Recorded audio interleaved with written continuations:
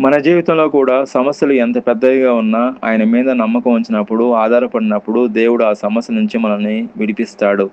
దేవునికి అసాధ్యమంటూ ఏది ఉండదు. యోబు జీవితంలో మనం చూసుకున్నట్లయితే, యోబు తన కష్టకాలంలో దేవుని మీద ఆధారపడినప్పుడు, దేవుని మీద విశ్వాసం ఉంచినప్పుడు, దేవుడు అతన్ని విడిపించినట్లు మనం చూస్తున్నాము. యోబు జీవితంలో జరిగినట్లు మన జీవితంలో కూడా దేవుడు మనకు అగ అగోచరమైన గొప్ప మేలులు ఆయన చేస్తాడని భరోసా ఇస్తున్నాడు.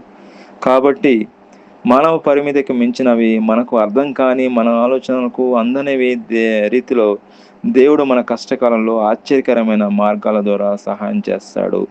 దేవుడు సార్వభౌమ అధికారం కలిగిన దేవుడు. సర్వశక్తిమంతుడు. ప్రకృతిని, పరిస్థితులను నియంత్రిస్తూ ఆయన చిత్తానుసారంగా అసాధ్యాలను సాధ్యం చేస్తాడు మన జీవితంలో. మన జీవితంలో కూడా సమస్యలు ఎంత పెద్దవిగా ఉన్నా, ఆయన మీద నమ్మకం ఉంచినప్పుడు, ఆధారపడినప్పుడు దేవుడు ఆ సమస్య నుంచి మనల్ని విడిపిస్తాడు.